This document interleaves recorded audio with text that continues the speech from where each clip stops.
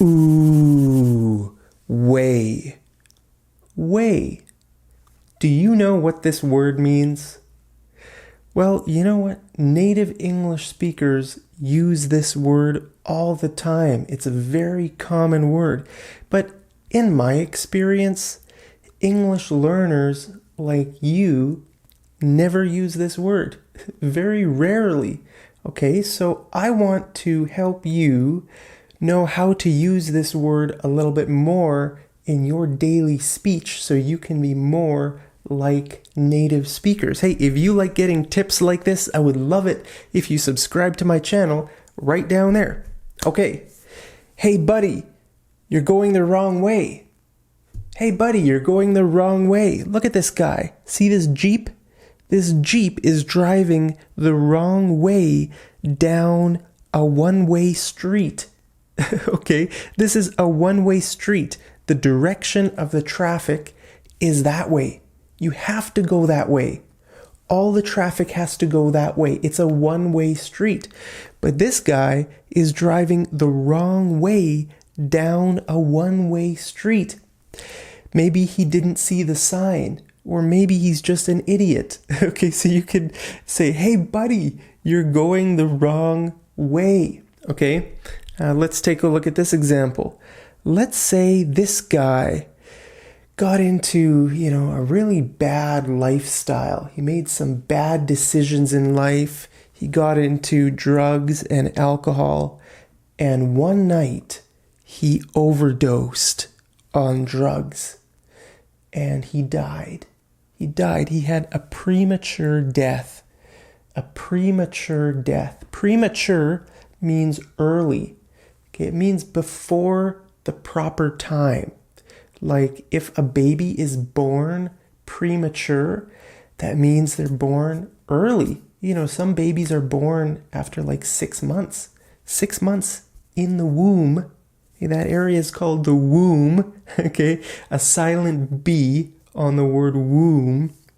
Some babies are only born, like 6 months. And it should be 9 months, right? So they're born premature. Well, this guy had a premature death. He was only 20 years old. So only 20 years old. That's so sad. So his friends might say, it's too bad he went that way in life. It's too bad he went that way in life. That means it's too bad, he made the wrong choices. He went down the wrong path in life. Okay. Now the word way can also be an adverb, meaning like much. Okay, look at this building.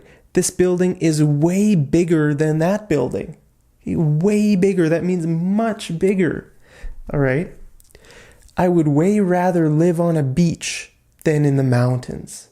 That's what this woman thinks. I would way rather live on a beach than in the mountains. How about you? Do you agree with her? Or would you love to live in the mountains? Messi is way better at soccer than me. That's true for me. Messi is way better at soccer than me. It's way past your bedtime, young man. Look, this father is telling his son, it's way past your bedtime, young man. Okay, sometimes parents call their their boys young men. It's just sort of a nice thing to call your son. Young man, it's way past your bedtime. Okay? His bedtime is 8 p.m. and right now it's 11 p.m. 11 o'clock. It's way past your bedtime, right? Way past. That means it's far past your bedtime. 3 hours. You should have been in bed 3 hours ago. I weigh way more than you. I weigh way more than you. I weigh 75 kilograms. So let's say you weigh 50 kilograms. Then I could say, I weigh way more than you. Look at this. Weigh. There are two words that sound the same. They sound exactly the same, but they're different words. They have different meanings. Okay, weigh, like to weigh something, that means how heavy it is. So I weigh 75 kilograms. I weigh more than you. How much do you weigh? How much do you weigh? Actually, you know what? That question is not very polite. It's a bit risky because here in Western culture, if you ask someone how much they weigh, they might get really offended. That's not a culturally appropriate question to ask someone. So if you come here to Canada or the US, it's probably better if you don't talk about people's weight, because there are lots of people, who are really skinny and they're trying to gain weight. Maybe they can't gain weight. Or there are lots of people, who are bigger, who are trying to lose weight, and they have a really hard time losing weight. So, it's better just to not talk about people's weight at all, right? Now, I don't even know how much I weigh because I don't have a scale.